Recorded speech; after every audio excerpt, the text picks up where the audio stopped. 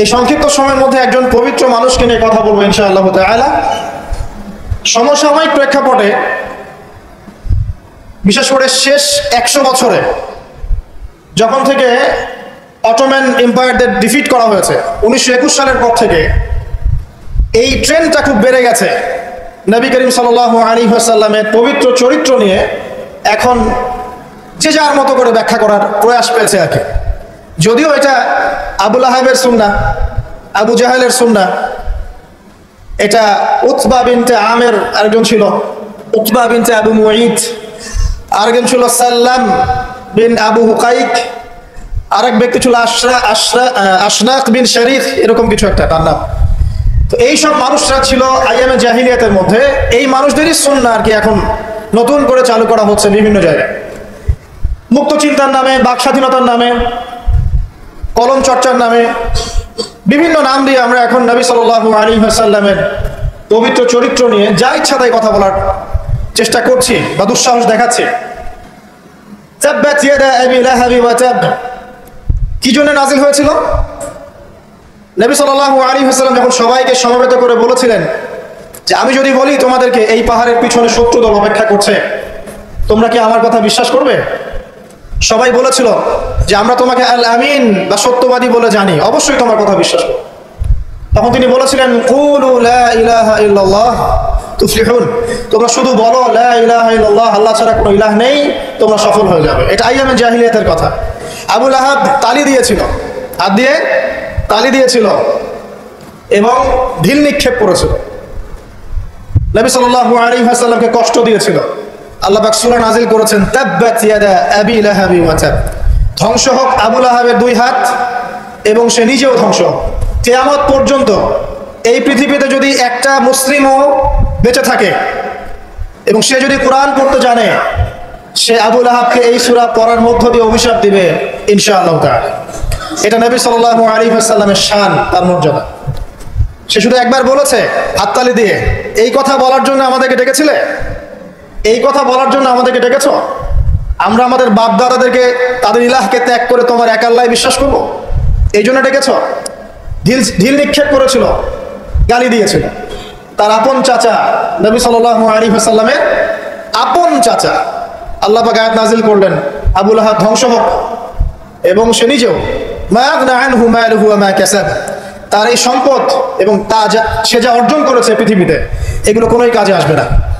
সায়াসলা নারান যাতা লাহাব, শীঘ্রই অচিরেই সে প্রবেশ করবে এমন আগুনে যে আগুন লাল অগ্নিশিখা নির্বাপিত করছে। সাথে ওয়া মারাতুহু, তার স্ত্রীও, হাম্মালাতাল হাতাব, যে কিনা কি করত? হাম্মালাতাল হাতাব, খড়কুটা বহন করতো, নবী সাল্লাল্লাহু আলাইহি ওয়াসাল্লামের আঙিনায় ফেলতো। ফি জিদিহা হাবলুম মিন মাসাদ, তার গলায় থাকবে খেজুর পাকানো রশি, এটাতে আযাব দেওয়া হবে নাউযুবিল্লাহ। কিয়ামত পর্যন্ত যত মানুষ বেঁচে থাকবে মুসলিম, যারা কোরআন পড়বে, ছোট হোক বড় হোক, ধনী গরিব, সাদা কালো, যে কোনো জায়গার, যে কোনো জাতির, যে কোনো বর্ণের, যে কোনো রঙের, আবু লাহাবকে সে কিয়ামত পর্যন্ত গালি দিতে থাকবে। এটা আল্লাহ পাকের বিচার। আর পরকালে তো তার জন্য যন্ত্রণাদায়ক শাস্তি অপেক্ষা করছে। আরেকজন ব্যক্তি ছিল যার নাম উতাইবা, এ আবু লাহাবেরই ছেলে। একদিন নবী সাল্লাল্লাহু আলাইহি ওয়াসাল্লামকে সে গিয়ে বলছে ওয়ান নাজমি ইযা হাওয়া, এই সূরার এই প্রথম দিকের আয়াতগুলো আমি বিশ্বাস করি না। এক পর্যায়ে নবী সাল্লাল্লাহু আলাইহি ওয়াসাল্লামের সাথে বাকবিতণ্ডা করতে লাগলো। আমাদের নবীজি তো তর্ক করতেন না, স্বল্পভাষী, মিষ্টি ভাষী, নরম মানুষ ছিলেন, তর্ক করতেন না, নিজে কাউকে কখনো একটা থাপ্পড় দেননি, এমন মানুষ ছিলেন। তো সেই মানুষটাকে সে মুখে থুতু নিক্ষেপ করেছিল, তবে এই থুতুটা তার মুখ পর্যন্ত পৌঁছে নাই, আল্লাহ পাক পৌঁছাতে দেননি। আরো কষ্ট দেওয়ার জন্য তার জামা টানা হেঁচড়া করছিল। আর রাহিকুল মাখতুম বইয়ের মধ্যেই আছে, পড়ে দেখবেন। আল্লামা সফিউর রহমান মুবারকপুরি রাহিমাহুল্লাহ রচিত আর রাহিকুল মাখতুম, যেটা 1187টা বা 85টা বইয়ের মধ্যে ফার্স্ট প্রাইজ পেয়েছে, প্রথম স্থান অধিকার করেছে এই বই, এখানেই লেখা আছে। তো নবী সাল্লাল্লাহু আলাইহি ওয়াসাল্লাম কষ্ট পেয়েছিলেন। কষ্টে তখন তিনি বলেছেন আল্লাহর কাছে, ওই মুহূর্তে বলেছেন, আল্লাহ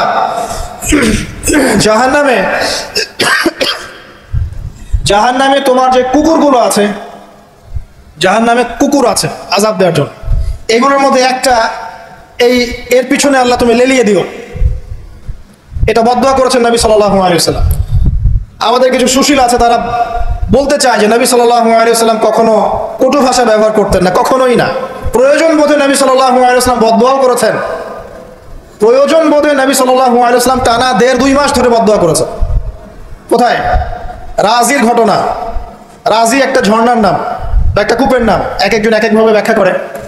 এখানে 10 জন সাহাবীকে চোরাগুপ্তা হামলা চালিয়ে হত্যা করা হয়। একদল লোক এসে বলেছিল, আপনার সাহাবীদের মধ্যে এমন কিছু সাহাবীকে পাঠান যাদেরকে আমাদের কওমে নিয়ে গেলে ইসলাম শেখা যাবে, মুআল্লিম। নবী সাল্লাল্লাহু আলাইহি ওয়াসাল্লাম 10 জন সাহাবীকে পাঠিয়েছিলেন।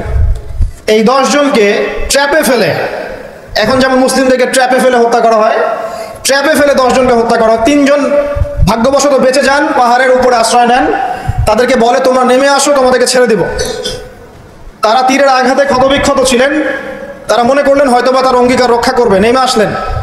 নামার সাথে সাথেই তাদেরকে বেঁধে ফেললো, মক্কায় বিক্রি করে দিল। তাদের মধ্যে একজনের নাম খুবাইব রাদিয়াল্লাহু আনহু। খুবাইব রাদিয়াল্লাহু আনহু, যার নাম আমাদের যুব সমাজ জানে না। আমাদের যুব সমাজ শাহরুখ খানের নাম জানে, খুবাইব রাদিয়াল্লাহু আনহু নাম জানে না। যাকে মক্কার সবার সামনে, একটা গাছের নিচে মক্কার সবার সামনে শুলদণ্ড দিয়ে হত্যা করা হলো। শুলদণ্ড মানে পিছনের রাস্তা দিয়ে কিছু একটা লোহার দণ্ড প্রবেশ করিয়ে মাথা দিয়ে বের করে দেওয়া। এই দণ্ড দিয়ে তাকে হত্যা করা হয়েছে। হত্যা করার আগে তাকে বলা হয়েছে, তুমি কি চাও? সে বলেছে, আমি 2 রাকাত নামাজ পড়তে চাই। এবং নামাজটাকে সংক্ষিপ্ত করেছে। সংক্ষিপ্ত করে সে হাত তুলে আল্লাহর কাছে দোয়া করেছিল, আল্লাহ, উপস্থিত যারা আছে এদের একটাকেও তুমি ছেড়ো না। ওয়াকতুলহুম বাতাদা, তাদের সবাইকে তুমি সবগুলাকে এক জায়গায় করে হত্যা করো। দেখা গেছে ওই সবার লাশ বদরের কূপে পড়েছিল। বদরের পরেও যে যুদ্ধগুলো হয়েছে এগুলোতে এরা মারা গেছে। বদরের পরে যে যুদ্ধগুলো হয়েছে এরপরে এগুলো মারা গেছে। আসলে ঘটনাটা বদরের পরেই সম্ভবত। যাই হোক, আমি যেটা বলতে চাচ্ছি, খুবাইব রাদিয়াল্লাহু আনহুকে তখন অপশন দেওয়া হয়েছিল যে তোমার জায়গায় যদি মুহাম্মদ সাল্লাল্লাহু আলাইহি ওয়াসাল্লামকে হত্যা করি, তুমি কি নিষ্কৃতি নিবে? সে তখন বলেছিল রাদিয়াল্লাহু আনহু যে আমার জায়গায় মুহাম্মদ সাল্লাল্লাহু আলাইহি ওয়াসাল্লামের একটা চুলকেও যদি আঘাতপ্রাপ্ত করা হয় আমি সেটাও বরদাস্ত করব না। এবং তিনি তখন একটা কবিতা আবৃত্তি করেছিলেন। বিভিন্ন কিতাবের মধ্যে কবিতাটা আছে, ওয়ালাস্তু বালি হিনা উক্তালু মুসলিমান, আমি কোনো পরোয়াই করি না যখন আমাকে মুসলিম হিসেবে মৃত্যু দেওয়া হচ্ছে। আলাই জামিন কানা লিল্লাহি মাসরাই, যে পাশেই আমাকে পাশ ফেরানো হোক না কেন, এই পাশ আল্লাহর জন্যই। ওয়াযালিকা লিলাহ ওয়া ইয়াশা, তিনি এমন একজন ইলাহ যিনি চাইলে ইউবারিক আলা ফি কুল্লি শিলইন মুমাজ্জাআত, তিনি আমার দেহের প্রত্যেকটা হাড় এবং গোশতের টুকরায় বারাকা দিতে পারেন। তাকে এভাবে শহীদ করা হয়। তো তাই এই 10 জনকে ট্র্যাপে ফেলে হত্যা করা হয়েছিল। খুবাইব রাদিয়াল্লাহু আনহু তাদের মধ্যে একজন। খেয়াল করে দেখেন, নবী সাল্লাল্লাহু আলাইহি ওয়াসাল্লাম এই ঘটনার পরে 1 থেকে 1.5 মাস তিনি টানা বদদুয়া করেছেন এই কওমকে যেন আল্লাহ পাক ধ্বংস করে। ঠিক আরেকটা ঘটনা এর কয়েক মাস পরে ঘটে যায়, এর নাম বীরে মাউনার ঘটনা। বীরে মাউনা একটা জায়গার নাম, যেখানে একইভাবে দিন শেখার কথা বলে দায়ীদেরকে ডেকে নিয়ে এসে 70 জন দায়ীকে একসাথে হত্যা করা হয়েছে ট্র্যাপে ফেলে। এই জিনিসগুলো হিস্ট্রির কথা মনে করিয়ে দেয় আমাদেরকে। ইসলামের ইতিহাস পড়ে দেখেন, মঙ্গলরা, ওদিকে রোমকরা, বাইজেন্টাইনরা বিভিন্ন সময় মুসলিমদেরকে এভাবে ট্র্যাপে ফেলে হত্যা করেছে। মসজিদে ঢুকিয়ে চারদিক থেকে মসজিদকে পুড়িয়ে দিয়েছে, আগুন দিয়ে দিয়েছে। এরকম অনেক ঘটনা ঘটেছে ইতিহাসে। আব্বাসীয় খেলাফতের সময় মঙ্গলরা যখন আক্রমণ করেছিল, মাত্র 40 দিনের ব্যবধানে 10 থেকে 20 লক্ষ মানুষকে হত্যা করছে, সবাই মুসলিম। একটা কথা মনে পড়ে যায় ঘটনাটা বলতে গেলেই, ওই সময় আব্বাসীয় খেলাফতের যে মানে আমির ছিলেন বা খলিফা ছিলেন, তারা মোটামুটি দুনিয়া পূজারী হয়ে গিয়েছিলেন আর কি। দুনিয়ার যে মোহ তাদের মধ্যে ঢুকে গিয়েছে। ধন সম্পদ জমা করে করে এক একজন স্তূপ করেছিল আর কি। তো মঙ্গল যে কমান্ডার ছিল, যে হত্যা করেছে, সে আব্বাসীয় খলিফাকে তখন হেসড়ে নিয়ে এসে বলছে, কি চাও? সে বলছে, আমি পিপাসার্ত, পানি চাই। ওকে কারাগারে নিয়ে গিয়ে ওর মুখটা দুজন মিলে খুলে দুজন দিক থেকে ধরে সোনার পয়েন্ট ঢালা হয়েছে গলার মধ্যে। ও যে খাও, এগুলো পান করো। ওই মঙ্গল কমান্ডার, যে মঙ্গল, ওই যে হালাকু খান নাম শুনেছেন, চেঙ্গিস খান হালাক, ওদের বংশধর, সে বলছিল যে এই যে ধন সম্পদগুলো তোমরা জমা করেছিলে, মুসলিমদেরকে বলছে, মুসলিম খলিফাকে, এই ধন সম্পদগুলো তোমরা যে জমা করেছিলে, এইগুলো যদি নিজেরা জমা না করে তোমাদের জনগণের কল্যাণে ব্যয় করতে, তারা আজকে তোমার পক্ষে যুদ্ধ করতো। এখন এগুলো খাও, পানি নাই। মঙ্গল কমান্ডারের কাছে শিক্ষণীয় বিষয় আছে না? যেটা বলছিলাম, নবী সাল্লাল্লাহু আলাইহি ওয়াসাল্লাম ক্ষেত্র বিশেষে বদদুয়া করেছেন। এই ব্যক্তির সম্পর্কে বদদুয়া করেছিলেন যে আল্লাহ আমাকে কষ্ট দিয়েছে, আমার মুখে থুতু নিক্ষেপ করতে চেয়েছে, আমার পোশাক ছিঁড়ে ফেলেছে, আল্লাহ তুমি তোমার জাহান্নামের কুকুরের মধ্যে একটা কুকুরকে দেখে খাইয়ে দিও। এই ব্যক্তি সিরিয়ায় গিয়েছিল ব্যবসা করতে, হঠাৎ করে রাত্রেবেলা দেখে চারপাশে বাঘ। আর এগুলো কোনো গাল গল্প নয়, হঠাৎ করে বাঘ চারপাশে। সে বলছে আমি মারা যাবো। আচ্ছা, তার সঙ্গী সাথীরা বলছে যে আমরা তো এখানে আছি, কোনো সমস্যা নেই, আমরা তো কিছু দেখতে পাচ্ছি না। সে বলছে না, আমি যা দেখতে পাচ্ছি তোমরা দেখতে পাচ্ছ না। রাতের অন্ধকারে ঠিকই একটা বাঘ এসে তার গলা গর্দান ছিঁড়ে নিয়ে চলে গেছে। ওই যে বদদুয়া নবী সাল্লাল্লাহু আলাইহি ওয়াসাল্লামের এই যে ফল। আরেকদিন নবী সাল্লাল্লাহু আলাইহি ওয়াসাল্লাম নামাজ পড়ছেন কাবার হাতিমে, সেজদা দিয়েছেন। উকবা বিন আবি মুঈত, একজন কাফের, ওই যে উটের বড় উটের ঘটনা জানেন না, উটের নাড়ি ভুড়ি নিয়ে এসে তার গর্দানে গলায় চাপিয়ে দিল, আর পা দিয়ে নবী সাল্লাল্লাহু আলাইহি ওয়াসাল্লামের গালটাকে ঠেসা দিয়েছিল, যাতে প্রায় তার চোখ বের হয়ে আসতেছে এমন একটা অবস্থা। যদি কাউকে এভাবে চাপ দেওয়া হয় খুব জোরে, চোখটা লাল হয়ে যাবে না? এইভাবে স্পষ্ট লেখা আছে সিরাতের গ্রন্থগুলোতে। নবী সাল্লাল্লাহু আলাইহি ওয়াসাল্লামকে এই অবস্থা থেকে উদ্ধার করলেন তার মেয়ে ফাতিমা রাদিয়াল্লাহু আনহা। আল্লাহ নবী প্রচন্ড কষ্ট পেলেন এই দিন, প্রচন্ড কষ্ট, এবং হাত তুলে তিনি একটা একটা করে নাম উল্লেখ করতে থাকলেন। আল্লাহ আবু জাহেল ইবনে হিশাম, উকবা বিন আবি মুঈত, উতবা, শাইবা, রাবিআ, নাম উল্লেখ করতে থাকলেন। আল্লাহ এদেরকে তুমি ছেড়ো না, এদেরকে দেখে নিও। নবীজি একবার যখন আল্লাহর সামনে বলবেন কিয়ামতের মাঠে, আল্লাহ আমার উম্মত, আল্লাহ আমার উম্মত, আল্লাহ পাক এক দোয়াতেই নবী সাল্লাল্লাহু আলাইহি ওয়াসাল্লামকে বলবেন তোমার উম্মতের মধ্যে যার অন্তরে সরিষা পরিমাণ ঈমান আছে ওকে বের করে নিয়ে আসো। সেই মানুষ যদি বদদুয়া করে নাম ধরে, তাদের কি অবস্থা হবে এবার চিন্তা করেন। সেই মানুষের শান, তার মর্যাদা, তার চরিত্র নিয়ে কেউ যদি কথা বলে, কটূক্তি করে, তার অবস্থা পরকালে কি হবে চিন্তা করেন। দুনিয়াতে হয়তো কিছু হবে না, হয়তো পার পেয়ে যাবে, এই দুনিয়াটা চূড়ান্ত ফলাফলের জায়গা নয়। আর মুসলিমরা এখন দুর্বল, তাদের আল্লাহর কাছে দোয়া করা ছাড়া এখন কোনো অপশনও নাই। দোয়ার অনেক অনেক ক্ষমতা আছে। নবী সাল্লাল্লাহু আলাইহি ওয়াসাল্লাম দোয়া করলেন, এই 10 জন ব্যক্তির লাশ বদরের প্রান্তরে পাওয়া গেছে। আবু জাহেল দেখবেন বদরের নিহত হয়েছে, উতবা, শাইবা, সবগুলা বদরের কূপে। এবং কূপে যখন তাদেরকে ফেলা হয়েছে, নবী সাল্লাল্লাহু আলাইহি ওয়াসাল্লাম কূপের পাশ দিয়ে যাওয়ার সময় বলছিলেন তোমরা কি তোমাদের জাযা পেয়ে গেছো? তখন সাহাবীরা বলছে ইয়া রাসূলুল্লাহ, তারা তো মাইয়িত, তারা তো শুনতে পাচ্ছে না, আপনি কার সাথে কথা বলছেন? নবীজি বললেন অবশ্যই তারা আমার কথা শুনছে। আরেকজন ব্যক্তি ছিল যে নবী সাল্লাল্লাহু আলাইহি ওয়াসাল্লামকে নিয়ে এই কবিতা, গল্প, নৃত্য, মেয়েদেরকে নাচাতো, এসব তৈরি করতো, মক্কায় ছড়াতো। তার নাম আশরাক বিন শারিক। একটু বৃদ্ধ লোক ছিল, বুদ্ধিজীবী টাইপের আর কি, খুব পণ্ডিত। তো এই কাজ করতে থাকতো। নবী করিম সাল্লাল্লাহু আলাইহি ওয়াসাল্লাম বদদুয়া করেছিলেন, প্লেগ, বসন্ত, গায়ে পচন ধরার মধ্য দিয়ে লোকের মৃত্যু হয়েছে। আরো আছে, বলতে গেলে অনেক সময় চলে যাবে, আপনাদের খুব সময় খুব শর্ট। আমি অন্য টপিকে যেতে যাচ্ছি। আর আমি বলতে যাচ্ছি এই আইয়ামে জাহেলিয়াত থেকে এটা চলে আসছে। নবী করিম সাল্লাল্লাহু আলাইহি ওয়াসাল্লামকে জীবিত অবস্থায় এই 23 বছরে মোট 16 বার হত্যা করার চেষ্টা করা হয়েছে। কতবার? এবং তাকে এই 23 বছরের নববী জীবনে প্রায় 15টা গালি খেতে হয়েছে। সাহের, জাদুকর, কাযযাব, মহামিথ্যাবাদী, ফারিকুল জামাআহ, জামাত বিভক্তকারী, ঐক্য বিনষ্টকারী, অনেক কথা শুনতে হয়েছে, 15টার মতো।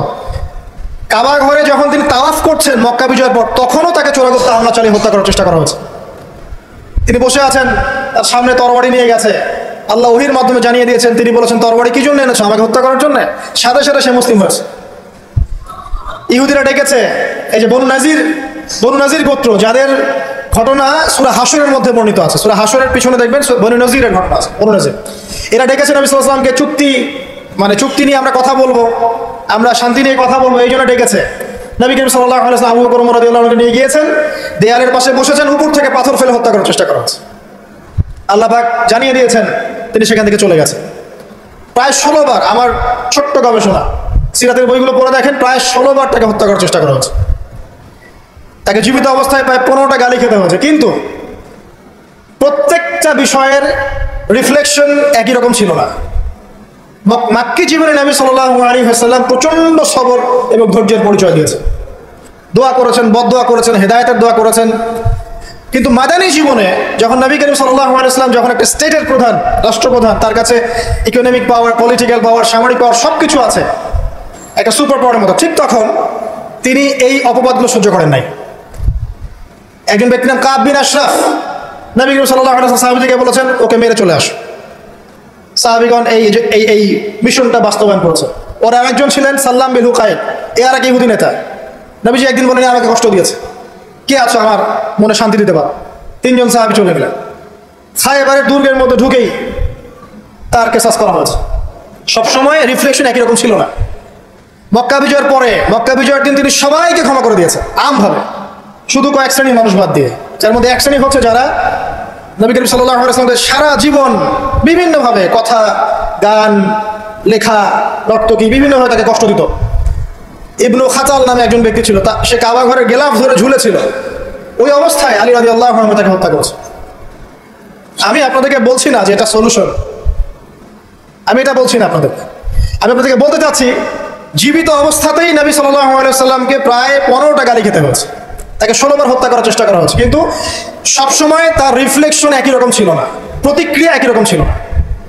যখন মাক্কি যুগ, মুসলিমদের অবস্থা দুর্বল, মুসলিমদের হাতে কোনো রকম ক্ষমতা নেই, আলাদা রাষ্ট্র নেই, কোনো ইকোনমিক বেস নাই, আমরা সেখানে অনেকটাই দুর্বল, বেশ দুর্বল। বরং সেখান থেকে হিজরত করে চলে যেতে হয়েছে মদিনায়, তাই নয় কি? সেক্ষেত্রে ওই জায়গায় নবী করিম সাল্লাল্লাহু আলাইহি ওয়াসাল্লাম কোনো রকম সামরিক এগ্রেশন নেন নাই, কোনো রকম সামরিক বা আঘাতের বদলে আঘাত, এই টাইপের কোনো কনক্লুশনে তিনি যাননি। সবর করেছেন, বদদোয়া করেছেন। ঠিক যেমন আমি বললাম আমাদের করণীয় এখন এটাই, সবর করতে হবে, আপনাকে বদদোয়া করতে হবে, আপনি নিজের রাসূলের আদর্শের উপর থেকে দেখাবেন, ইত্যাদি ইত্যাদি। এখন আপনার সেই ক্ষমতা নাই, সিম্পল। এখন আপনি এরকম কোনো ইনিশিয়েটিভ নিতে যাবেন না। এই অবস্থায় আপনি এরকম কোনো ইনিশিয়েটিভ নিতে যাবেন না যেমনটা নবীজি মদিনায় নিয়েছিলেন, তাহলে মুসলিমরা উল্টা ক্ষতির মধ্যে পড়তে পারে, বরং জমিন মুসলিমদের জন্য আরো সংকুচিত হয়ে আসতে পারে। কিন্তু মদিনার যুগে নবী সাল্লাল্লাহু আলাইহি ওয়াসাল্লামের যখন সেরকম ক্ষমতা ছিল, তখন তিনি অ্যাকশন অন্যরকম নিয়েছেন। যদি কখনো এই জমিনে আল্লাহ পাক ইসলামকে আবার সেই জায়গায় নিয়ে যান, তখন সেই অ্যাকশন নেওয়া হয়। চোরের যে হাত কাটে, চুরি করলে হাত কেটে দেওয়া হয়, এটা কি আপনি এই ধরনের কোনো সিচুয়েশনে বাস্তবায়ন করতে পারবেন? পারবেন না, সিম্পল, বিকজ এটা ইসলামিক স্টেট নয়। যদি কোনো জায়গায় আল্লাহ পাক পৃথিবীর কোনো জায়গায় ভবিষ্যতে কোথাও এরকম কোন স্টেট কায়েম করেন, আল্লাহ চাইলে করতে পারেন, আল্লাহ চাইলে পারেন, যেটা এখন মোটামুটি বলতে গেলে সারা বিশ্বে কোথাও নাই। যেখানে যেখানে আছে একটু আইওয়াস, আইওয়াসী, আমার কাছে এটা আইওয়াস। কারণ চোরের হাত কেটে যদি আমি ইহুদিদের সাথে বন্ধুত্ব করি, তাহলে এটা কতটুকু ইসলামিক রাষ্ট্র হলো সেটা আল্লাহ ভালো না। কথা বুঝতে পারছেন? চোরের হাত কাটলাম ঠিকই, কিন্তু আমি এদিকে আমার ইকোনমিক সেকশনে, সামরিক সেকশনে সব ইহুদি খ্রিস্টানদের সাথে আমি বন্ধুত্ব করে রেখেছি, এটা কতটুকু ইসলামিক স্টেট আল্লাহ ভালো জানে। যাই হোক, ওদেরকে নিয়ে মাথা ব্যথা নেই। বিষয়টা হচ্ছে যদি কখনো আল্লাহ পাক এমন কোনো জায়গা দেন মুসলিমদেরকে ভবিষ্যতে, তখন চোরের হাত ঠিকই কাটা হবে, তখন ব্যভিচারের শাস্তি ঠিকই দেওয়া হবে, জেনার জন্য বেত্রাঘাত করা হবে, ইত্যাদি ইত্যাদি। কিন্তু সেটা তো আপনি এখন করতে পারবেন না। তাই এখন কোনো আত্মঘাতী অবস্থায় যাবেন না, এটা সবচেয়ে বড় কথা। আমার আগে সবচেয়ে প্রথম নসিহত, নবী করিম সাল্লাল্লাহু আলাইহি ওয়াসাল্লামকে নিয়ে অনেক কথাবার্তা হচ্ছে, চারপাশে হবে, এমন কোনো আত্মঘাতী পদক্ষেপ নেবেন না যাতে ইসলাম আরো সংকুচিত হয়, মুসলিমদের অবস্থা আরো খারাপ হয়। এখন কি করবেন সেটা আমি আগে বলছি। প্রথম কথা হচ্ছে, এখন আপনাকে আমাকে নিজেকে আগে নবী সাল্লাল্লাহু আলাইহি ওয়াসাল্লামের সুন্নতের উপর দাঁড়াতে হবে। আমি প্রতিদিন ক্লিন শেভ করি, আর নবী সাল্লাল্লাহু আলাইহি ওয়াসাল্লামকে কেউ কটূক্তি করেছে, তাকে নিয়ে আমার মাথা ব্যথার শেষ নাই। আগে নিজের গালে দাঁড়িয়ে নিয়ে আসো তুমি। আমি 5 ওয়াক্ত সালাতই আদায় করি না, ইসলামকে নিয়ে কেউ যদি ব্যঙ্গ করে, আমি এমন শোডাউন শুরু করি যাতে মনে হয় আমি একমাত্র পাক্কা মুসলিম, আর কেউ মুসলিমই না। আগে নামাজ পড়েন 5 ওয়াক্ত, নবীর সুন্নাহগুলো নিজের উপর আগে ইমপ্লিমেন্ট করেন, নিজের উপর আগে বাস্তবায়ন করেন। সবার আগে এটা কাজ আমাদের। দ্বিতীয় কাজ কি? নিজের পরিবারের মধ্যে ইসলামের নবী সাল্লাল্লাহু আলাইহি ওয়াসাল্লামের যে সুন্নাহগুলো আছে সেটা বাস্তবায়ন করা। এটা এখানে তো কেউ আপনাকে চাপ প্রয়োগ করছে না, আপনি চাইলে আপনার পরিবারটাকে ইসলামিক পরিবার হিসেবে গড়ে তুলতে পারেন। এটা আপনার প্রথম দায়িত্ব, প্রথম দিকের কাজ। নবীর সুন্নাহর উপর থেকে মানুষকেও সুন্নাহর দিকে ডাকা, এটা কাজ। নবীর আদর্শে নিজে আগে এস্টাবলিশ হয়ে দেখানো যে এটাই নবীর সুন্নাহ। আজকে আমাদেরকে দেখলে অনেক সময় মানুষ বাজে মন্তব্য করে, মুসলিমরা যে মাপে কম দিচ্ছে, মুসলিমরা মজুদ করছে, মুসলিমরা সুদ খাচ্ছে, মুসলিমরা ঘুষ নিচ্ছে, মুসলিমরা দুর্নীতি করছে, মুসলিমদের দিকে আঙ্গুল তুলছে সবাই। এই জিনিসগুলো কি নবীর আদর্শ? আমরা তো নিজেরাই নবী করিম সাল্লাল্লাহু আলাইহি ওয়াসাল্লামের আদর্শের উপর অ্যাপ্রোপ্রিয়েটলি থাকতে পারছি না। তাহলে আমরা কি সত্যিকার অর্থেই আদর্শ উম্মাহ হতে পেরেছি? আমাদের প্রথম কাজ আগে এইটা, আগে নিজের উপরে এটা ইমপ্লিমেন্ট করা। দেখবেন এভাবে যখন আমরা প্রত্যেকেই নবীর সুন্নাহ মেনে চলবো, জীবনে, পারিবারিক জীবনে, ইবাদতে, অর্থনীতিতে, সমাজে, চলাফেরায়, মুআমালাতে, দেখবেন ইনশাআল্লাহ তাআলা আস্তে আস্তে দেখবেন পরিবেশ পরিস্থিতি সব পরিবর্তন হবে। তাই প্রথম নসিহত, অনেকেই কিছু উগ্রপন্থী কমেন্ট করে থাকেন ফেসবুকে, এইটা ওইটা, এগুলোতে যাবেন না প্রিয় ভাইয়েরা। এগুলো আমাদের দিনের জন্য উল্টা ক্ষতি ডেকে আনবে। এবং যারা ইচ্ছাকৃতভাবে মুসলিমদেরকে উস্কায়, তারা চায় যে মুসলিমরা এমন কোনো কাজ করুক যাতে তারা মুসলিমদেরকে ডমিনেট করার কোনো সুযোগ খুঁজে পায়। আত্মঘাতী কোনো পদক্ষেপে যাবে না, এটা আমার প্রথম নসিহত।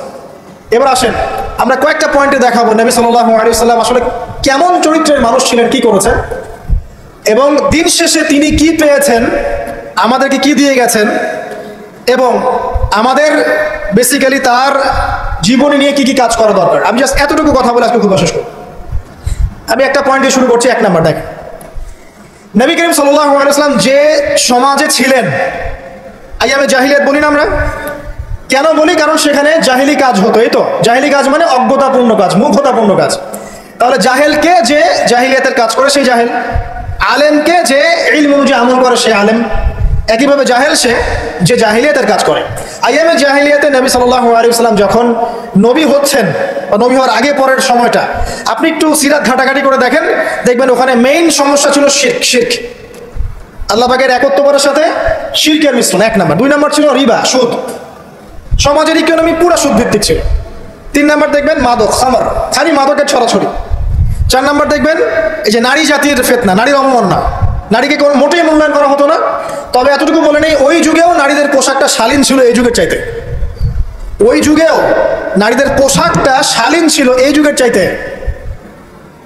কিন্তু ওদেরকে অধিকার দেওয়া হতো না, বৈবাহিক অর্থনৈতিক অধিকার দেওয়া হতো না। জেনা ছিল বেশি, ব্যভিচার ছিল বেশি, জুয়া এগুলো বেশি ছিল, এবং গোত্রীয় হানাহানি, দ্বন্দ্ব সংঘাত বেশি ছিল। এখন আপনি একটু ঠান্ডা মাথা চিন্তা করেন যে এই প্রত্যেকটা প্রবলেমস এখনকার বিশ্বে নাই, ওই জাহিলি যুগের চেয়ে বেশি আছে না কম আছে? এখন তাহলে কোন যুগটাকে আমরা আইয়ামে জাহিলিয়াত বলবো? ওই যুগটাই কি শুধু আইয়ামে জাহিলিয়াত, নাকি আবার জাহিলিয়াত ফিরে এসেছে? প্রতিটা জায়গায় আপনি ঘেটে দেখেন শিরকের ছড়াছড়ি আছে, ইভেন মুসলিমদের মধ্যেও আছে, মুসলিমদের ভিতরেও শিরক আছে। প্রতিটা ডিপার্টমেন্ট ঘাটেন রিবা, সুদ ছাড়া আমরা চলতে পারি না। সুদ খাবো আর বলবো যে নবীকে গালি যারা দিয়েছে ওদেরকে হত্যা করো, এই কথা বলছি, তাই না? নিজে আবার সুদ খাও। তুমি নিজেই তো আল্লাহ এবং তার রাসূলের সাথে যুদ্ধ করছো। আল্লাহ পাক কি বলেছেন? যে ব্যক্তি সুদ ছাড়ছে না সে কার সাথে যুদ্ধ করছে? আল্লাহ এবং তার রাসূলের সাথে যুদ্ধ করছে। তাহলে কোন মুখ নিয়ে আমি কথা বলতে পারি যখন আমি নিজেই রিবা খাই? পরিবর্তনটা কোথায় দরকার ভাই? নিজেদের আগে না? আচ্ছা, এখন দেখেন সারা ওয়ার্ল্ড রিবা কেন্দ্রে। আমি এটা নিয়ে এখন ব্যাখ্যা করতে যাচ্ছি না। এরপরে মাদক, আপনারাই ভালো জানেন যে প্রত্যেকটা যুব সমাজের এই যে সেক্টর, স্কুল লেভেলের বাচ্চারা পর্যন্ত এখন ভয়াবহ সব মাদক সেবন করছে। এগুলো নামও শুনিনি আমরা কখনো। মাদকদ্রব্য নিয়ন্ত্রণ অধিদপ্তর তাদের যত কাজ করছে, ক্লান্ত হয়ে যাচ্ছে, তাও মাদক থামাতে পারছে না। প্রশাসনের লোকজন মাদকের পিছনে রেড দিতে মিশন চালাতে ক্লান্ত হয়ে যাচ্ছে। একটাকে ডিফেন্ড করছে, আরেকটা নতুন মাদক আসছে। দেখবেন এগুলো কি পরিকল্পিত না? আর যুব সমাজকে ধ্বংস করার জন্য। তো দেখেন ওই জাহিলিয়াত এখন নাই। নারীর যে ফিতনা, অবমাননা, এটা কি আগের চেয়ে বেড়েছে না কমেছে? এই সংক্ষিপ্ত সময় আমি ব্যাখ্যা করতে যাচ্ছি না, আপনারা ভালো জানেন বেড়েছে না কমেছে। মেয়েদের পোশাক, এখন মেয়েদের পোশাক আছে না ছেলেদের পোশাক? পোশাক পরেও মেয়েরা নগ্ন থাকছে না? ফ্যামিলিস্ট রেভলিউশনের কারণে মেয়েরা ছেলেদের জায়গা নিয়ে নিয়েছে না? সমাজে জেনা বেড়েছে, পরকীয়া বেড়েছে, ধর্ষণ বেড়েছে। এর বিপক্ষে পশ্চিমারা কোনো সমাধান দিতে পেরেছে?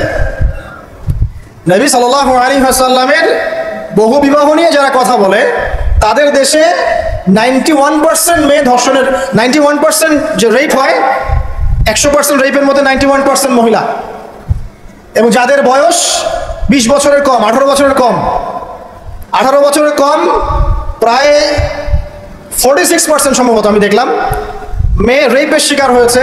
ওই সভ্যতায় যারা আমাদেরকে শিখায় যে ইসলামে বহু বিবাহ কেন নবী সাল্লাল্লাহু আলাইহি ওয়াসাল্লাম এতগুলো বিয়ে করেছেন, তারা শিখায়। বাদ দেন, ওইদিকে আমি যাচ্ছি না। মূল কথা বলছি যে এই জাহিলিয়াতের সমাজটাকে নবী সাল্লাল্লাহু আলাইহি ওয়াসাল্লাম পরিবর্তন করেছিলেন কিনা?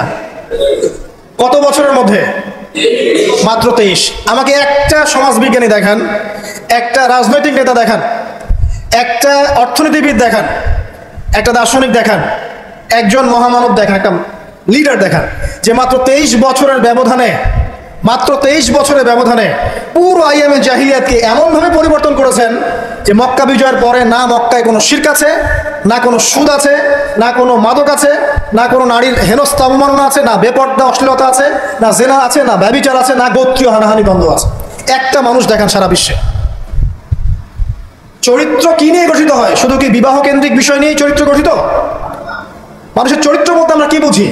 তার কথা, তার কাজ, তার আকীদা, তার আচরণ, তার ইবাদত, তার মুআমালাত, তার সামাজিক ব্যাপার স্যাপার, তার সিরাতুর রাহিম, তার সমাজ জ্ঞান, তার অর্থনীতির জ্ঞান, তার পলিটিক্যাল জ্ঞান, সবকিছু মিলেই তো একটা মানুষের ক্যারেক্টার।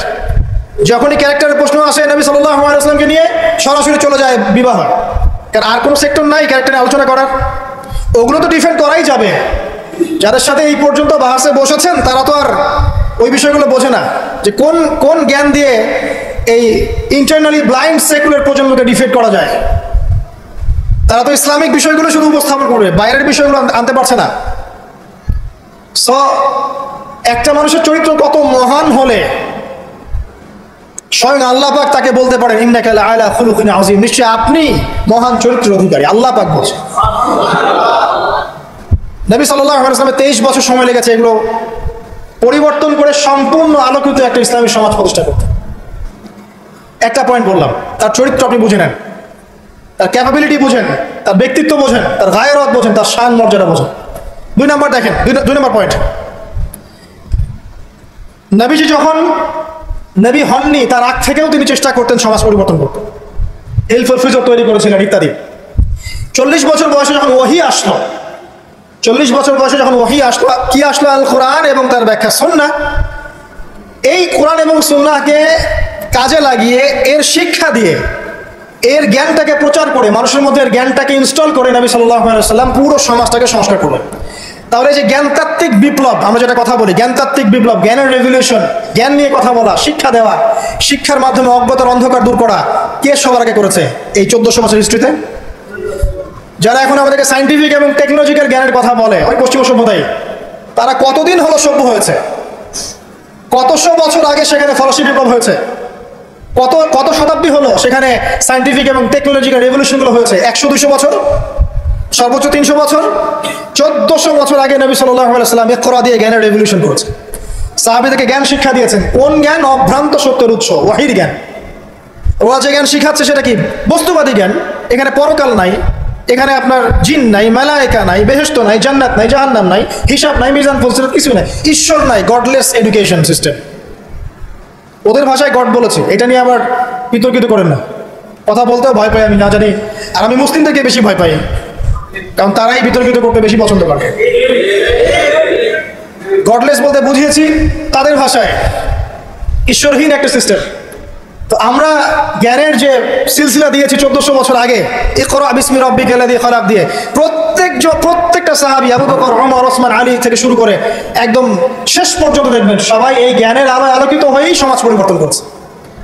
মক্কার 13 বছরে আমরা ছিলাম, একজন সাহাবী কি কোনো কাফেরের উপর হাত তুলেছিল? দেখাতে পারবেন? কোনো কাফেরকে একজন সাহাবী হত্যা করেছে বা আঘাত করেছে বা থাপ্পড় দিয়েছে? বরং আপনি দেখবেন শত শত কাফের তারা মুসলিমদেরকে আঘাত করেছে, নির্মম নির্যাতন করেছে। বেলাল রাদিয়াল্লাহু আনহুকে শুইয়ে পাথর বিছিয়েছে, চাবুক মেরেছে, গা পুড়িয়ে দিয়েছে, কত কি করেছে। আবিসিনিয়ায় চলে যেতে হয়েছে, তায়েফে গিয়ে নবী সাল্লাল্লাহু আলাইহি ওয়াসাল্লামকে নিজে মার খেয়ে আসতে হয়েছে। এই যে 13 বছর সহনশীলতার পরিচয় দিয়েছেন এই শিক্ষিত মানুষরা, তারা কি উগ্র ছিলেন? তারা সন্ত্রাসী ছিলেন? তাদেরকে কি তরবারির জোরে ইসলাম কবুল করানো হয়েছে? এই 13 বছর যে সাহাবীরা ইসলাম কবুল করেছেন তারাই তো পরে বদর যুদ্ধ করেছে, পরে উহুদে গিয়েছেন, পরে খন্দক খায়বারে গিয়েছে। এই যে বেসিকটা তৈরি করেছি আমরা মক্কার 13 বছরে, এই 13 বছরটা কি উগ্রতা দিয়ে প্রদর্শন করা হয়েছিল? কোন রকমের আগ্রাসী মনোভাব প্রচার করা হয়েছে? কিচ্ছু করা হয়নি। শুধু জ্ঞানতাত্ত্বিক সলিউশন দেওয়া, জ্ঞান শিক্ষা দেওয়া হয়েছে, কোরআন শিক্ষা দেওয়া হয়েছে, হাদিস শিক্ষা দেওয়া হয়েছে। এই শিক্ষার মধ্য দিয়ে যখন ভিতরটা পরিবর্তন হয়েছে তখন মানুষ আল্লাহর কাছে আত্মসমর্পণ করেছে। এই ছিল আমাদের মক্কার 13 বছর। তাহলে যে জ্ঞানের কথা বলি আমরা, যে মানুষটার কাছে কোরআনের মতো কিতাব আসে, এক বাক্যে আপনি আমাকে বলেন কোরআনের একটা আয়াতকে কেউ মিথ্যা প্রমাণ করতে পারবে? কোরআন কারীমের মধ্যে যাররা পরিমাণ কি মিথ্যা আছে বা অমানবিক কোনো বিষয় আছে?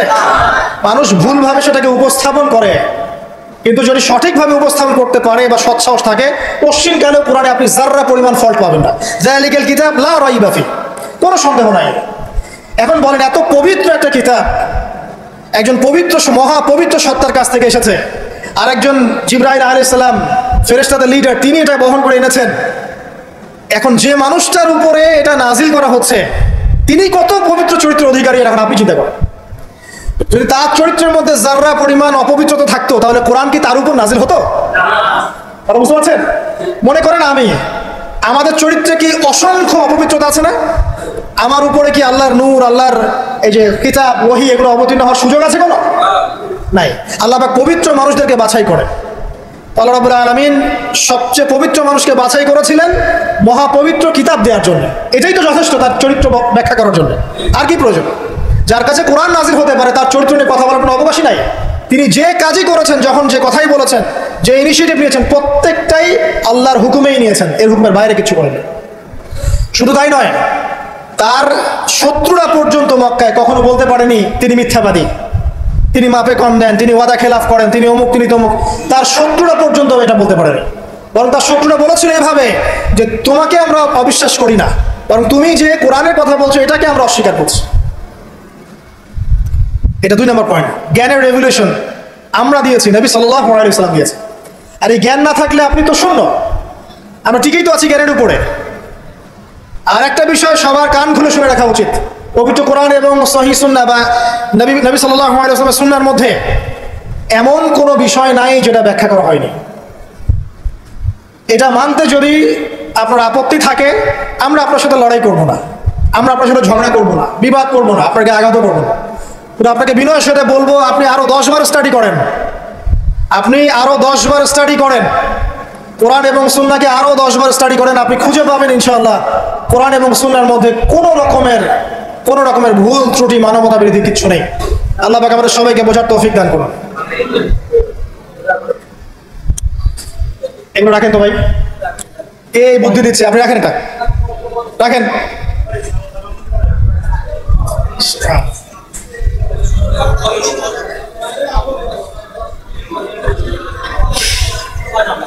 কয়টা পয়েন্ট বলেছি ভাই? তো শেষ করছি, সময় কম। তৃতীয় পয়েন্ট শোনেন, তৃতীয় পয়েন্টটা শোনেন। নবী করিম সাল্লাল্লাহু আলাইহি ওয়াসাল্লাম শুধু এমন মানুষ ছিলেন না যিনি শুধু কোরআন সুন্নাহর কথাগুলো নিজেই বলে ক্ষান্ত হয়েছেন, নিজের উপর আমল করেন নাই। এমন মানুষ তিনি ছিলেন না। প্রত্যেকটা আয়াত এবং হাদিস যখন এসেছে তার কাছে, তিনি নিজে আগে সেটার উপর আমল করে দেখিয়েছেন। দেখেন, একজন মানুষ দিন প্রচার করছেন, একজন মানুষ যিনি পরিবার চালানোর জন্য রুজি রোজগারের চেষ্টা করছেন, একজন মানুষ তিনি পিতার দায়িত্ব পালন করছেন, একজন মানুষ তিনি স্বামীর দায়িত্ব পালন করছেন। নবী সাল্লাল্লাহু আলাইহি ওয়াসাল্লামের স্ত্রীরা কি তার প্রতি অসন্তুষ্ট ছিল? একজন মানুষ যিনি আমার যখন মদিনায় গেছেন তখন সেখানকার সামরিক বিষয় ডিল করছেন, পররাষ্ট্রনীতি অ্যাপ্লাই করছেন, রাজা বাদশাদের কাছে ইসলামের দাওয়াত দিচ্ছেন, যখন প্রয়োজন হচ্ছে তখন বদরের মাঠে তিনি অস্ত্র ধরছেন। একজন মানুষ এতগুলো কাজ করছেন, এই ভার্সেটাইল ক্যারেক্টার পাওয়া যাবে একটা মানুষ দেখান মহাবিশ্বে, একটা মানুষকে দেখান যার কাছে এই চরিত্রের সবগুলো দিক আছে, যিনি একজন আদর্শ পিতা, আদর্শ নেতা, আদর্শ অর্থনীতিবিদ, আদর্শ ফিলোসফার, আদর্শ পলিটিশিয়ান, আদর্শ লিডার, কমান্ডার। একটা মানুষ দেখান যার মধ্যে সব গুণাবলীর সংমিশ্রণ আছে। তারপরেও কি ব্যাখ্যা করতে হবে যে এই মানুষের চরিত্র আল্লাহ পাক কর্তৃক সার্টিফাইড, এই মানুষ আল্লাহর কর্তৃক মনোনীত একজন বান্দা? আর তো কিছু প্রয়োজন নাই। আবার নিজের উপর আমল দেখেন, এত কিছুর পরেও নিজে রাত জেগে তাহাজ্জুদ পড়ছেন বা ফুলিয়ে ফেলছেন, সবচেয়ে বেশি জিকির করছেন, সবচেয়ে বেশি তেলাওয়াত করছেন, সবচেয়ে বেশি রোজা রাখছেন, সবচেয়ে বেশি নামাজ পড়ছেন, শুধু কথা বলেই ক্ষান্ত থাকছেন না, নিজেও আমল করছেন এবং সবচেয়ে সেরাটা করছেন। এমন একজন মানুষকে খুঁজে দেখান যে শুধু বড় বড় কথা নিজে বলেই না, বরং আমল করেও দেখায়। বহু অর্থনীতিবিদ আছে দেখবেন অনেক বড় বড় কথা বলবে, নিজে সুদখোর। বহু দেখবেন পলিটিশিয়ান আছে বড় বড় কথা বলবে, নিজে করাপ্টেড, দুর্নীতিবাজ। বহু দেখবেন সোশ্যাল নেতা আছে অনেক বড় বড় সামাজিক রেভলিউশনের কথা বলে। আপনি দেখবেন এই নবী সাল্লাল্লাহু আলাইহি ওয়াসাল্লামের এই সোনালী সমাজকে সে মূল্যায়ন করছে।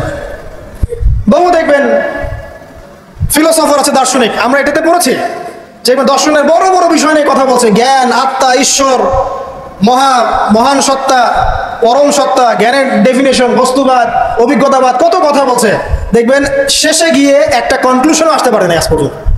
জ্ঞান আসলে কি এটার ব্যাখ্যাতে আসতে পারে নাই, একটা কনক্লুশন আসতে পারে নাই। আমরা যখন বলছি জ্ঞান মানে ওয়াহি, আল্লাহর ওয়াহি হচ্ছে চূড়ান্ত জ্ঞান, সিম্পল, শেষ, ফুল স্টপ।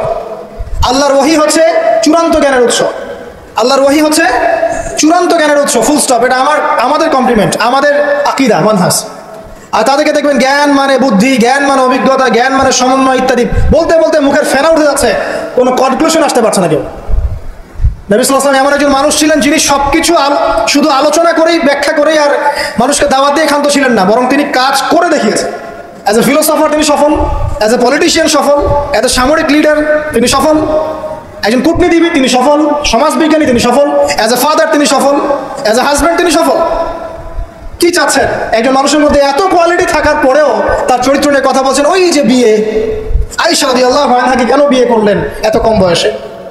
আপনি কি জানেন রবীন্দ্রনাথ ঠাকুরের বাবা কত বছর বয়সে বিয়ে করেছেন? আপনি কি জানেন রবীন্দ্রনাথ ঠাকুর নিজে কত বছর বয়সে বিয়ে করেছেন? এবং যাকে বিয়ে করেছেন তার বয়স কত ছিল? সে তো আপনাদের ট্যাগর। তিনি বিয়ে করেছেন 17 বছর বয়সে বা 18 বছর বয়সে, এবং তার স্ত্রীর বয়স ছিল 11 বছর। ওই এটা নিয়ে তো কোনো কথা বলেন না কখনো। সুবহানাল্লাহ, এটা বলতে গেলেও সময় চলে যাবে। তাওরাত, ইহুদিরা কথা বলে এখন এগুলো নিয়ে। তালমুদ, ওদের একটা কিতাব আছে তালমুদ, ওখানে এমনও লেখা আছে যে 9 বছরের নিচে মেয়েকে বিয়ে করাটা পুণ্যের কাজ। নেন, ইহুদি ওল্ড টেস্টামেন্টেও আছে এটা। মনুসংহতি একটা কিতাব আছে, বই, কিতাব বলা ঠিক হবে না, সেখানে এসেছে মেয়ের যখন বয়স মানে বয়সন্ধিকালে আসবে, স্রাব, ঋতুস্রাব হচ্ছে, তাকে বিয়ে দিতে হবে। আমরা রামায়ণ পড়েছি, একটু জিজ্ঞাসা করবেন ওকে বিনয়ের সাথে, আচ্ছা আমাকে কাইন্ডলি বলেন রাম আর সীতার যখন বিয়ে হয়েছে সীতার বয়স কত ছিল? যদি সে অনেস্ট হয়ে থাকে তাকে অ্যান্সার করতে পারে। কত বছর বলেন? কত বছর? 7 বছর। নেন এবার বহু বিবাহের কথা বলছেন, আপনাদের অবতারদের হিস্ট্রি ঘেটে দেখেন কতটা করে বিয়ে করেছে। কি বোঝাতে যাচ্ছেন? মানে একটা মানুষের চরিত্র ব্যাখ্যা করার জন্য একটা অপশন, সেটা হলো মেয়ে, নারী, ওইটা দিয়ে টান দিলেই মানে চরিত্র কালার করা যায়। সবচেয়ে বড় কথা শোনেন, হাদিসটা সহিহ বুখারীতে এসেছে, কিন্তু সবচেয়ে বড় কথা হচ্ছে অনেক স্কলার মুসলিম বিশ্বের, তারা কিন্তু এর সাথে অনেক সময় দ্বিমত পোষণ করেছে যে সত্যিকার অর্থে আয়েশা রাদিয়াল্লাহু আনহার বয়স তখন 9 ছিল কি না, এটা নিয়ে অনেক কথা আছে। আমি শুধু না, অনেকেই কথা বলেছে। হিস্ট্রি ঘেটে দেখেন, অনেক আলেম কথা বলেছেন। কেউ বলেছেন তখন বয়স ছিল 15, কেউ বলেছেন 17, কেউ বলেছেন 18। একজন তো গাণিতিক হিসাব মিলিয়ে দেখিয়েছেন যে বয়স ছিল তখন 18। আর একটা কথা আসলেই চোখ বন্ধ করে এটাকে হজম করে নিয়ে আমরা এটাকে ডিফেন্ড করার চেষ্টা করি। সুবহানাল্লাহ, বাদ দেন, ওইদিকে যাচ্ছি না। আমরা এই বিষয়গুলোকে নিয়ে তর্ক করার জন্য খুতবার আয়োজন করছি। তার চরিত্রের যে মৌলিক বিষয়গুলো, এগুলো সমাজের সামনে উপস্থাপন করাটা মূল উদ্দেশ্য। আমি 3টা পয়েন্ট বলেছি, আরেকটা পয়েন্ট বলছি শোনেন। নবী করিম সাল্লাল্লাহু আলাইহি ওয়াসাল্লাম এই যে 23 বছরের জীবনীটা কথা বলেছি, প্রথম 3 বছর গোপনে দাওয়াত দিয়েছেন, এরপর প্রকাশ্যে দাওয়াত দিয়েছেন, ধৈর্যশীল ছিলেন, সবর করেছেন, মার খেয়েছেন, নিজের মাতৃভূমি ছেড়ে চলে গেছেন, সেখানে তাকে আল্লাহ পাক ক্ষমতা দিয়েছেন। আমি আপনাকে তার স্যাক্রিফাইসগুলো দেখাচ্ছি, একটু স্যাক্রিফাইসগুলো দেখেন। তিনি কি ভালো ঘরের সন্তান ছিলেন না? তার কি টাকা পয়সার অভাব ছিল? তার স্ত্রী খাদিজা রাদিয়াল্লাহু আনহা, যাকে তিনি 40 বছরের একজন নারীকে তিনি বিয়ে করেছেন, এই জায়গায় কিন্তু তাদের কোনো কথা নাই, আছে? যখন তার বয়স মাত্র 25 বছর, কোন 25 বছরের যুবক 40 বছরের নারীকে বিয়ে করতে চাইবে? এবং তিনি যতদিন জীবিত ছিলেন ততদিন তিনি আরো স্ত্রী গ্রহণ করেন নাই। বাদ দেন, তার কিন্তু টাকা পয়সা, আধিপত্য, প্রতিপত্তি, বংশের এগুলো গৌরবের অভাব ছিল না। তারপরেও তার স্যাক্রিফাইসগুলো দেখেন। তিনি মার খাচ্ছেন, তার দাঁত শহীদ হচ্ছে, তার রক্ত ঝরছে, তায়েফে তার রক্ত দিয়ে জুতা আটকে গেছে, তাকে গালি খেতে হচ্ছে, তাকে হত্যা চেষ্টা সহ্য করতে হচ্ছে, আত্মীয় স্বজন তাকে ছেড়ে চলে যাচ্ছে, তাকে অর্থনৈতিক বয়কট করা হচ্ছে, গাছের ছাল পাতাকে শিয়ারে আবু তালেবে 3 বছর তিনি সময় কাটাচ্ছেন, নিজের মাতৃভূমি ছেড়ে চলে যেতে হচ্ছে, কষ্ট, যুদ্ধ করতে হচ্ছে, না খেয়ে থাকতে হচ্ছে, খন্দকের যুদ্ধে নিজের এই পেটের মধ্যে পাথর বেঁধে থাকতে হচ্ছে, পরপর 3 দিন তার ঘরে চুলা জ্বলছে না, তার ঘরে খাবার নাই, এই খেজুরের রস খেয়ে তিনি জীবনযাপন করছেন, তার স্ত্রীদের ঘরেও খাবার নাই। একজন মুসাফির এসেছে, খাবার চাচ্ছে, তিনি বলছেন দেখো আমার স্ত্রীর ঘরে খাবার আছে কিনা। প্রত্যেকটা স্ত্রীর ঘর সার্চ করে একটা খাবার পাওয়া গেল। স্যাক্রিফাইস করছেন, ঘুম নাই, বিনিদ্র রজনী যাপন করছেন। এই যে শারীরিক কষ্ট, মানসিক কষ্ট, অর্থনৈতিক কষ্ট, দেশ ত্যাগ করা, এই যে কঠিন সবর সংগ্রাম মুজাহাদা, তার স্বার্থটা কি আমাকে বল, তার কি স্বার্থ?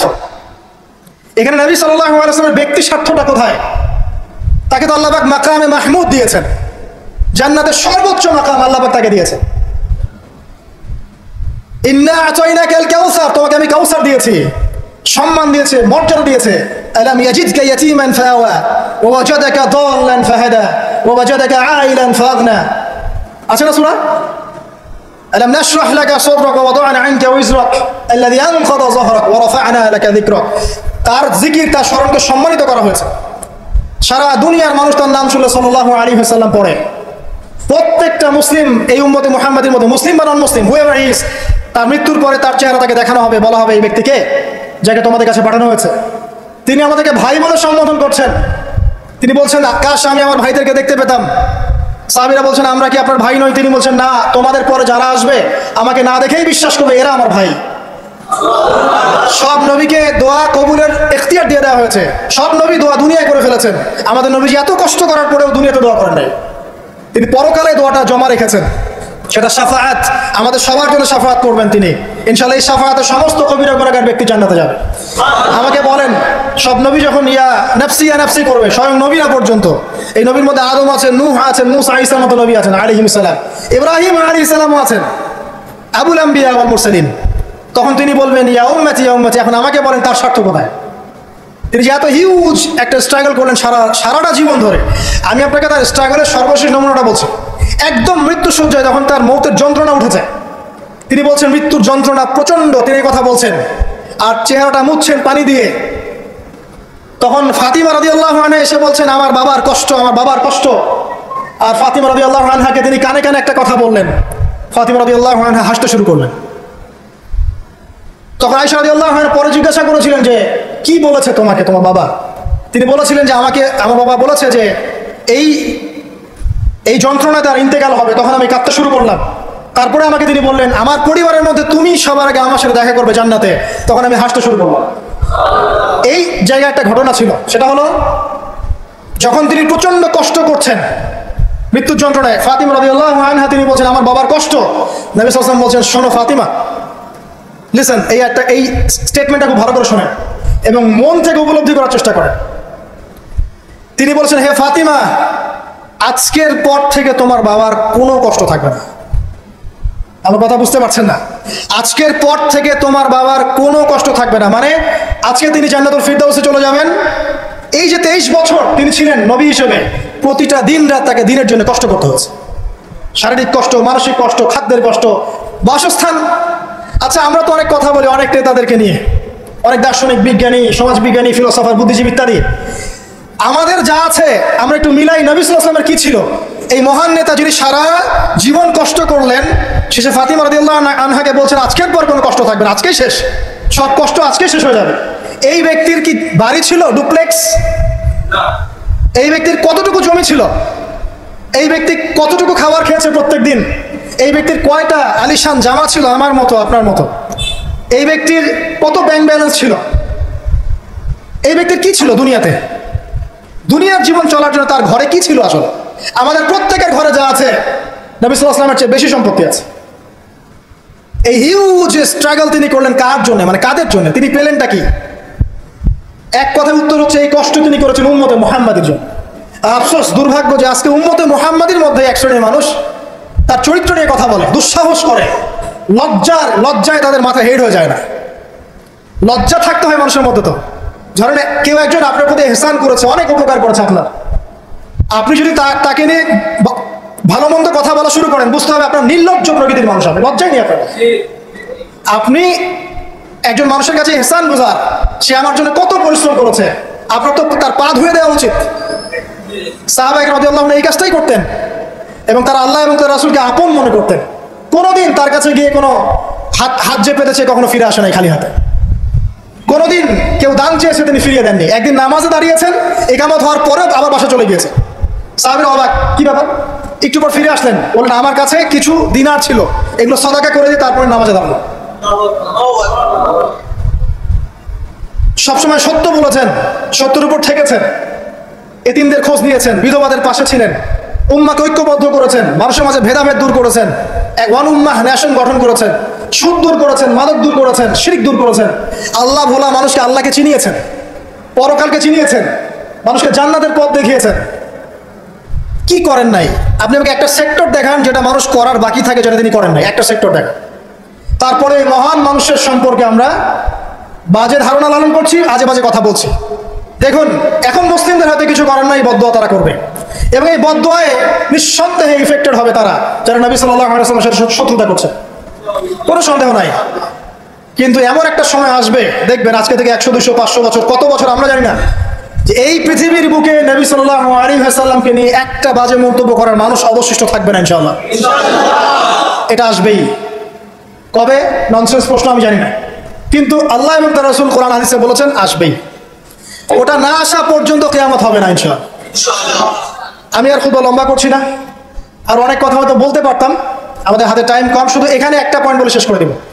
প্রিয় ভাইয়েরা এবং বোনেরা যারা খুতবা শুনবেন, আমাদের নিজেদের কিছু কাজ আছে। আমি আমভাবে সমস্ত মুসলিমদেরকে অনুরোধ করব, ইনক্লুডিং মি, আমাকে অলসো। সর্বপ্রথম আমাদের কাজ হচ্ছে নবী সাল্লাল্লাহু আলাইহি ওয়াসাল্লামের সুন্নাহগুলোর উপর আমল করা। সবার আগে আমাদের কাজ হচ্ছে নবী সাল্লাল্লাহু আলাইহি ওয়াসাল্লামের পবিত্র জীবনী মুখস্থ করে ফেলা। এখন ওয়াদা করেন আল্লাহর কাছে যে আগামী 1 থেকে 2 মাসের মধ্যে আপনি যে যেখানে পড়াশোনা করছেন করেন, আমার কোনো আপত্তি নাই। নবী সাল্লাল্লাহু আলাইহি ওয়াসাল্লামের পবিত্র জীবনী অন্তত আর রাহিকুল মাকতুম বইটা মুখস্থ করে ফেলবেন। আপনি নিজে কতটুকু জানেন নবী সম্পর্কে, এটা বড় টেস্ট। আমাদের নিজেদেরকে আগে জানতে হবে নবী সম্পর্কে, আমরা জানি কতটুকু। আমি হয়তো অনেক একটু এগ্রেসিভলি কথাগুলো বললাম, কিন্তু এটা দুঃখের সাথে বলছি যে আমাদের যুব সমাজ নবী সাল্লাল্লাহু আলাইহি ওয়াসাল্লামকে চিনে না। তারা জানে না তার নাম কি, তার বংশ কি, তার শৈশব কেমন করে কেটেছে, তার স্ত্রী কতজন, তাদের নাম কি, তিনি মক্কায় কখন কি করেছেন, মদিনায় কি করেছেন, কখন হিজরত করেছেন, তার হাদিসগুলো কি কি, তার 100টা হাদিস তারা কখনো পড়ে দেখে নাই, 10টা হাদিস তারা আরবি সহ বলতে পারে না, তার উপর নাজিলকৃত আল কোরআন পড়ে দেখছে না, পড়া শিখছেও না। দেখেন, এরকম ধ্বজভঙ্গ উম্মাহ দিয়ে কখনো ইসলামের রেভলিউশন সম্ভব না। যত বড় বড় কথা বলেন না কেন, যতদিন যাবে জমিন আরো সংকীর্ণ হতে থাকবে। যতক্ষণ পর্যন্ত না আমরা আমাদের অবস্থা পরিবর্তন করব, ততক্ষণ পর্যন্ত আমাদের অবস্থার উন্নতি আল্লাহ পাক দিবেন না। ইন্নাল্লাহা লা ইউগাইয়িরু বিকাওমিন হাত্তা ইউগাইয়িরু মা বিআনফুসিহিম। আল্লাহ পাক কোন কওমের অবস্থা ততক্ষণ পরিবর্তন করেন না যতক্ষণ তারা নিজেরা তাদের অবস্থা পরিবর্তনের চেষ্টা না করে। অতএব প্রথম কাজ আমাদেরকে আমাদের নবী সম্পর্কে জানতে হবে। আপনার প্রতিবাদের ভাষা হবে জ্ঞানের মধ্য দিয়ে। আমি নবী সাল্লাল্লাহু আলাইহি ওয়াসাল্লাম সম্পর্কে জানবো, তার হাদিসগুলো মুখস্থ করবো, তার সুন্নাহ মাফিক চলবো, চলে দেখাবো, এটাই আমার প্রতিবাদ। কথা কি বুঝতে পারছেন? এটাই হবে আমার প্রতিবাদ, যে আমি নবী সম্পর্কে জানবো, তার সিরাত ছোটস্থ মুখস্থ করে ফেলবো, নবীজির জীবনী সম্পর্কে জানবো, তার সম্পর্কে যে বাজে কথাগুলো বলা হয় এগুলোর কাউন্টার জবাব দেওয়ার জ্ঞান আমার থাকবে। আমি তার হাদিসের উপর আমল করব, মানুষকে দাওয়া দিব, এটাই হবে আমার প্রতিবাদ। প্রতিবাদের অনেক ভাষা থাকে, শুধু উচ্চবাচ্য করলেই প্রতিবাদ হয় না। নিজেদেরকে আগে আমাদেরকে তার আদর্শের উপর এস্টাবলিশ হতে হবে, তখন গিয়ে ওই হাদিসের ওই আয়াতের উপর আমল হবে। লাকাদ কানা লাকুম ফি রাসূলিল্লাহি উসওয়াতুন হাসানাহ। এবং এই উসওয়াতুল হাসানা আমরা জীবনের সব ক্ষেত্রে বাস্তবায়নের চেষ্টা করবো ইনশাআল্লাহ আযজা ওয়া জাল। প্রিয় ভাইরা, রাসূলের সিরাত পড়ুন, সিরাত মুখস্থ করুন, নবী সাল্লাল্লাহু আলাইহি ওয়াসাল্লামের হাদিসগুলো মুখস্থ করুন, পড়ুন। কোরআন অবশ্যই পড়া শিখুন, কোরআনের দাওয়াত মানুষকে দিন। উগ্র পন্থায় যাবেন না, একই সাথে শৈথিল্যতাবাদীও হবেন না, মধ্যম পন্থায় থাকেন, ইসলামের দিকে মানুষকে ডাকতে থাকেন। রাতারাতি কোনো ফলাফল পাওয়া যায় না, আস্তে আস্তে আস্তে আস্তে দেখবেন ফলাফল আসবে। নিজেদের সন্তানদেরকে কোরআন শেখান, হাদিস শেখান, নবীর আদর্শ শেখান, মসজিদ মাদ্রাসাগুলো গড়ে তোলেন, আবাদ করেন, সিলেবাসের পরিবর্তন আনেন, আধুনিকতা নিয়ে আসেন। যে জ্ঞান অর্জন করলে তারা দুনিয়া আখিরাত দুটি অর্জন করতে পারবে, এই জ্ঞানে তাদেরকে শিক্ষিত করেন। এবং ইলমের সাথে, প্রজ্ঞার সাথে, নূর বসিরার সাথে, মাউইজাতুল হাসানা, এগুলো দিয়ে আপনি ইসলামের দুশমনদের মোকাবেলা করেন। আল্লাহ পাক আমাদের সবাইকে নবী সাল্লাল্লাহু আলাইহি ওয়াসাল্লামের আদর্শে আদর্শবান হওয়ার তৌফিক এনায়েত করুন, আমিন।